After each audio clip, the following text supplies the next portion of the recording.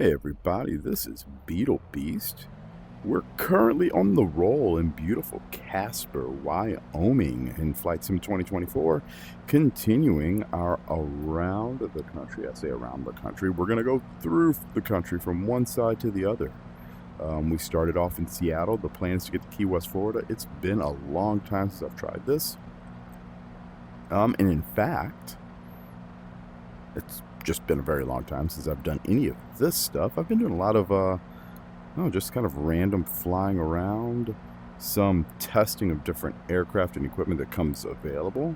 I don't have a channel that, obviously anybody's gonna pay attention to and watch unless I do some of the tutorial stuff, which it does seem like there are some people that actually enjoy that. I like the modeling on that tower. Actually pretty nice. Hate the modeling on some of these hangars. And no, I would not have real life turned over all these. That's besides the point. Don't worry, we'll talk about all that stuff because we're going from Casper to Douglas County, Wyoming. It's only like 45 miles. It should be a relatively quick flight. Like I said, I started off northwest of Seattle. I started off on a little bitty airport, on a little island that was way west of Seattle. I'm sure you guys can find it and look at it if you guys want to. I started doing these. I don't want to say I got bored with them, but I probably got bored with them. It's just a lot of, low VFR flying and small airplanes. It's one of those things that I know that I mentioned, if you're kind of new to this, something that I had wanted to do when I was younger, flying around in small airplanes, to actually move an airplane from one side of the country to the other. I always thought that would have been a really amazing thing. So what I've done for this set of videos is actually made a few changes of aircraft along the route. I've changed what airplane I'm going to fly on a regular basis. Right now, we're actually in the newest airplane I think that was given to Flight Sim 2024, which is the Piper Dakota. It was quite fun to see a Piper aircraft show up in here. This one here, I believe, is made by Carenado. It feels like a Carenado. It looks kind of like a Carenado. Good sound package. Amazing typical Carenado detail on the surfaces. So if this is not a Carenado airplane, Carenado, you guys are getting plugged anyway because of how awesome I think you guys do with a lot of your products. So yeah, we're gonna roll over there, flying around in this. Like I said, this is a Piper Dakota. I think it's a 235 horsepower airplane. There are a couple things that I did notice with it. Like I said, I don't say I fly a lot of Carenados, but I know Carenado's made quite a few airplanes for Flight Sim. I have flown their 170. I have that one. I bought it for Flight Sim 2020. I have it in this one. I have their V-35 Bonanza, which is actually one of my favorite airplanes. They have an F-35 that I haven't purchased, just because the game itself comes with another F-Series. I think it actually might come with a G-Series Bonanza, which has, of course, the modern avionics. And I do have kind of a soft spot, of course, for the steam gauges, the more traditional avionics. But that said, I do enjoy flying. I've flown quite a bit. I've actually made several videos, which were tutorials on the G1000. So if you're interested in G1000 stuff, please go ahead. Feel free to take a look at them. I had a bunch of videos that I had made over the CJ4, which I thought was very well modeled for, a factory airplane inside of the game. And then somebody made an update, and they ruined it. They've ruined the airplane. The avionics don't work the way they're supposed to.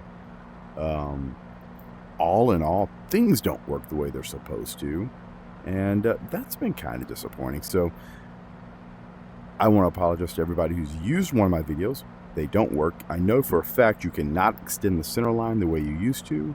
And that was the first thing that kind of made me go, wait a second, who messed my stuff up? It's not my stuff, obviously, but who messed up Flight Sim?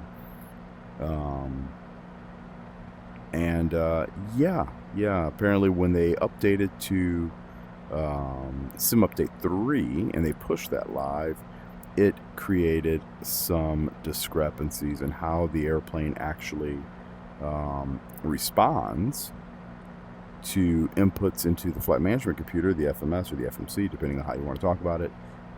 is no longer accurate. And they had a really good system before that. So I don't know who decided that they needed to make a change. They definitely weren't listening to my videos, because I would have told them that it was pretty dang close to right anyway. Definitely right enough for a simulator that is for the sake of kind of, I don't want to say gaming, because you can learn quite a bit from it. But it was more than accurate. Heck, it was as accurate as the first Honeywell simulator that I think I learned on with the first airliner that I flew when I got my first type rating. That thing was a piece of junk. It was a simulator that was set up into a computer, just simulating the FMS, just had a very limited number of database waypoints that were in there. So you had to use like waypoints that were within a specific state, a specific radius. But it was good for learning how to set up point bearing distance. That's taking a nav aid. I'm sorry, I'll talk a little bit clearer. Taking a nav aid from one location, a bearing off of that nav aid, and then a distance, and making essentially a waypoint in space. And then you could do point to point. You could multiply and have the intersection of two different waypoints, or the intersection of two different bearings from a nav aid, and use that to create a point in space. And then you could use those to kind of build waypoints and navigate around obstacles, terrain, things that you needed to. They typically don't get used very much anymore, but it was a big deal back in the day. And I think that had to do with the transition that everyone was kind of making between ground-based navigation and long-range GPS navigation. I had the benefit of kind of flying on the cusp of that, and it was, I don't know, it was a little different. It was kind of funny to watch, one of us fly around with paper charts out, double checking our positional accuracy, while the airplane's also navigating via GPS, and the other pilot's flying it via the GPS. So pilot flying is flying GPS. The guy who is gal, whoever the other pilot who's monitoring is going to be watching where they're going, and then double checking positional accuracy via the GPS and or via ground-based navigational facilities. And that was fun. That was some neat stuff. It was also fun to fly airlines where you're actually flying around when you didn't have a GPS receiver. They did get deferred, and you're flying point to point to point, or identifying intersections based off of nav aids. I mean, that was fun stuff. So anyway, like I said, we're out here in Wyoming. We're flying out to the east. We're going to be going to Douglas County, Wyoming. I haven't done a review of this airplane. I'm not going to say that it's become one of my favorites. That's not the case. But it flies really well. What it doesn't do well, and you might see it happen here, and I'm going to be very annoyed if it does. So if we look over at our airspeed indicator, someone didn't code something correctly. So you can see that there's a red line somewhere in the neighborhood of 172 knots, give or take, right? So that's where the red line is. And for whatever reason, when you approach the upper edge of that first yellow arc, somewhere around 150 knots, the airplane will think that you've overstressed it and crash. That is obviously not accurate. This is a nice little mover. I think for a light IFR airplane, this is solid. It doesn't have a retractable gear. You do get a constant speed propeller. You do get the high performance engine, obviously, with 235 horsepower. So you've got a competent people mover without a lot of the extra complexities that you get from having an increased hydraulic system with a, sorry, I'm staring at something else. I'm having the additional hydraulic system, and then a stout landing gear that can be retracted, etc. So you lose out on that complexity, and as a result, you lose out probably 10 knots, maybe 15 knots of airspeed, just from the additional drag of having the landing gear stuck down. But otherwise, it's pretty good. The flight handling is good. The roll rate's nice. It feels relatively stable. I love the fact that the instrumentation, of course, is analog. It's well equipped with an HSI, of course, and an OBS over here. I do not know if this OBS operates in a COM2 function. Let's see if we can take a peek real quick. Yeah, it looks like we've got two different comms right here. I have found that problem in one of the other aircraft. Now we do have two comms. Let's see, can I swap? Let's see if we can swap the OBS there. Oh, we can swap that one. I don't want that one.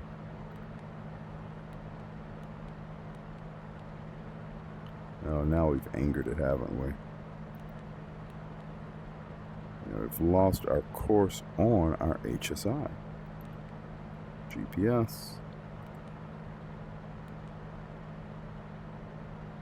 We'll just go back direct to activate. Okay, we're back in GPS mode. But the course, that was kind of funky the way that was showing up. Yeah, so the one thing that I can kind of say, I'm not sure if the OBS over here is actually linked up to, I mean, obviously this one was linked to that. If I come over here and use this, it does the same thing. So you're only still dealing with one receiver.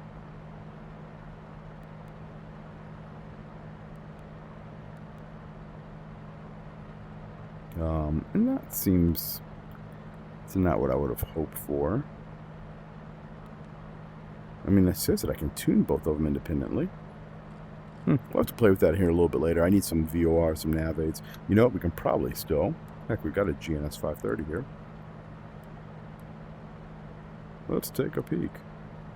I could use the autopilot as well, and that would be kind of nice, right? But we're not, because we're definitely not on that. Let's go to the nearest. There we go. Let's see. NDBs. I don't want that. Give me a VOR. 116.2.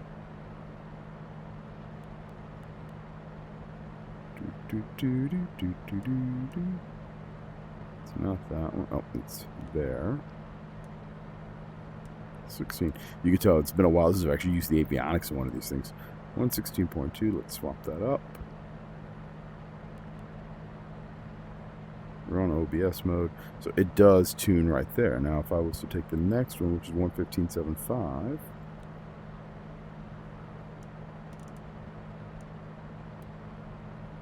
Swap that over. We put this one into OBS.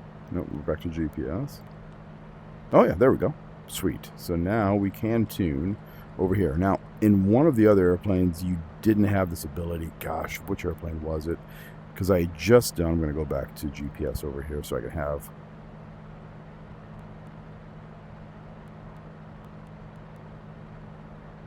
my frequency up. Don't know why that swapped over like that, because that really should not have done that. If I haven't moved anywhere, I shouldn't be that far off. We'll click direct to again. Center it up. There we go. GPS is back on. So, one of the other aircraft I was looking at, and I think it was another Carenado plane actually, the 185, which was the other free gift that we received inside of Flight Sim. I was using that airplane to take a peek and see kind of what it would do in terms of navigation. This one here apparently is what I probably should have used, because this would have given me the ability to navigate with both nav aids working and functioning properly. Then I could have used it for cross references. So if I do another one of these IFR videos with steam gauges, I think I'll use this airplane. It seems to be a little bit better equipped. But with the 185, you didn't have that capability. It does not have an HSI right here in the middle, obviously.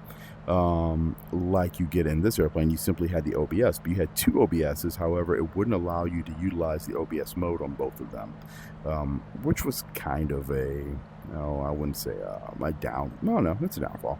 It was kind of a letdown, and I expected a little bit more from that. But what I do find humorous, like I said, a lot of people kind of rag on Carenado.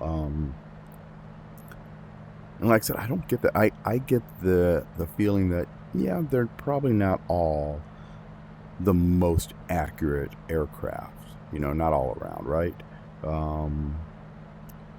But for the sake of the simulator, they're really good, easy airplanes. And the vast majority of airplanes, and that's the truth of the matter, once you've flown a light airplane and you've found yourself proficient in it, you've got a bunch of experience in it, you can pretty much hop in another light airplane.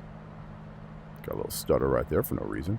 You could hop in another light airplane, and while, yeah, things are going to be in different spaces, things might feel and look a little different.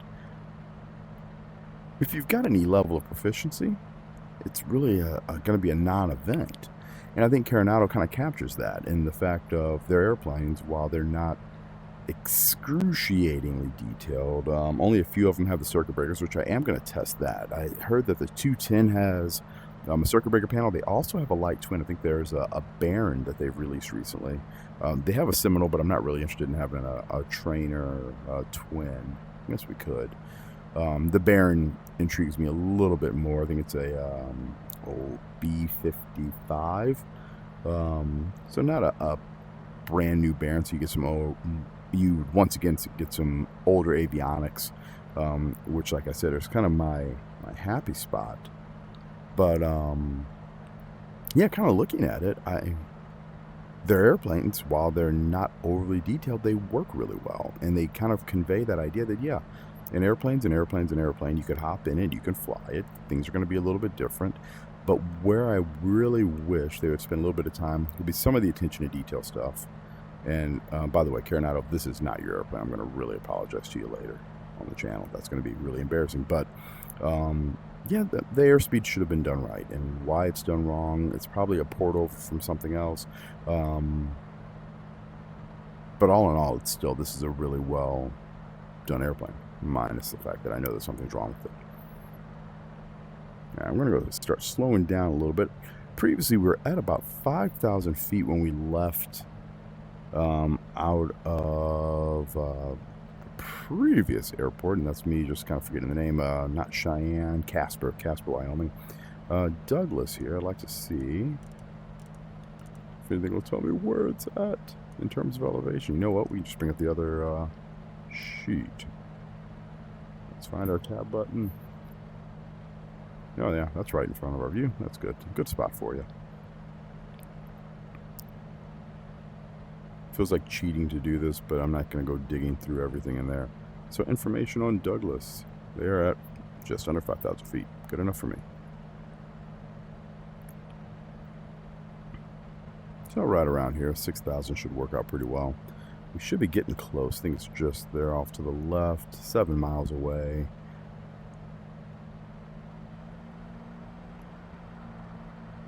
Other things that have been changed, I haven't set up. I've got a couple of new panels that I've added here. You can't see them. They're the PTO panel from Wing. I was able to pick one of those up for a steal of a price, and been liking it so far. I have not set it up for everything inside of Flight Sim. I've been using it for DCS, where it kind of fits a little bit better, but it's nice to have the extra functionality, which also means I can get to add some extra buttonology here for some of my other components inside of Flight Sim. So I've got it set up for, like I said, for the military sim. I do not have it set up yet for Flight Sim, but I'm going to be working on that soon. Other things that are kind of cool, I picked up a Quest 3. You can tell the visuals are a little bit better. You may not be able to see it as well on your guys' end, but it does work really well on mine. The only thing that is a bit of a problem is it does take more juice. It's a little bit more of a, it puts a little bit more labor on my 9070, which, while a very good and competent GPU, does not have anything like, 5090 performance. So there are still some occasional stutters. You definitely notice it if you're in a busy area and in a busy complex airplane. But even using SU3 has been pretty decent in terms of performance. So really no complaints. And like I said, I gained a lot in visuals. Take a look here at the tab again. See if it gives me any information for weather. If it doesn't, we'll just fly over the airfield and take a look. So 350 at 4. So we'll probably go around here and land in the opposite direction. 350 at 4, 10 miles, overcast at 9. And that may be current weather. We are operating in the past earlier in the day, but we'll fly over the field here and kind of take a peek. And best case scenario, we're kind of set up for a nice left downwind here. Looks like it's going to be about runway 30 there if we do it in the other direction.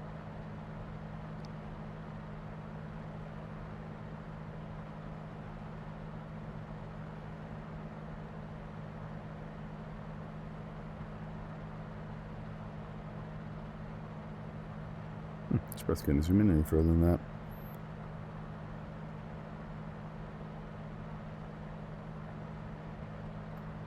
Anybody see a windsock down there? No, not really. I'm going to try to make this kind of a short approach too. But yeah, I think the modeling on this thing is really good. I actually might do a little review on this airplane because, like I said, it's pretty cool. I dig it.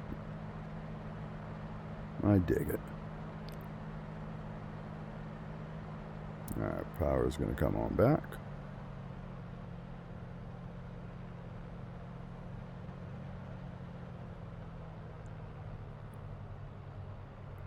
A little bit of mixture, bring in the prop.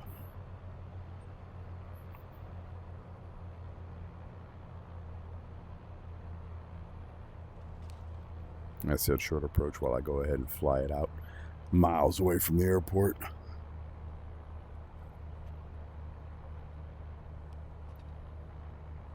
And then a little bit of trim. Almost on flap speed. There we go. Get a notch in.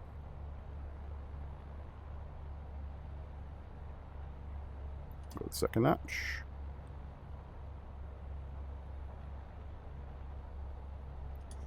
Third's in. So those winds are right down the runway, maybe a little bit of right crosswind. Speed's pretty good. It's going to bleed off nicely. I think we can probably land this thing at about 60 knots. It's not incredibly picky when it comes to approach speed here. There's a path, looking good. A little round out, arrest that descent.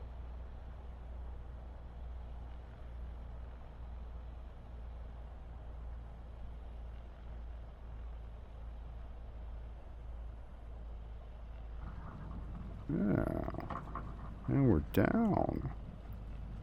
Flaps are coming up. All right, and it looks like that's the tower building over there. So I'm going to go ahead and try tower building, FBO building. I'm going to go ahead and try to continue doing these a little bit more often. Like I said, it was something I was doing when I was trying to find something to kind of keep busy in Flight Sim. I started doing this. I want to say I started this in Flight Sim 2020. And then when 24 got released, I tried it there too. And played with it some. And 24 is gorgeous. It really is. It's come a long way. I mean, it's come insanely far from initial release.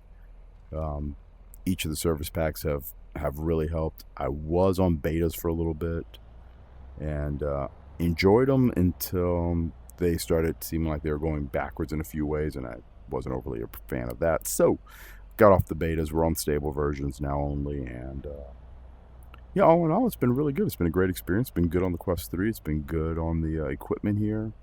And a great way to keep myself flying in between when I actually go out and fly my own small airplane. And get to go have some fun in that.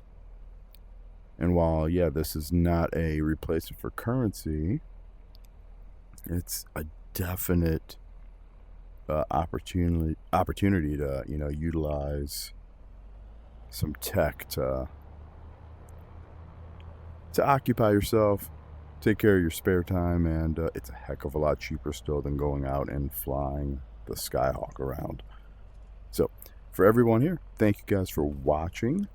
Appreciate you, and hopefully I can have you guys show up and watch our next video on our next leg as we push ourselves further to the south and east. I think we're headed into Colorado next. So, thanks again. Happy simming. Enjoy. Hopefully my talking didn't annoy you too much, but thanks for watching.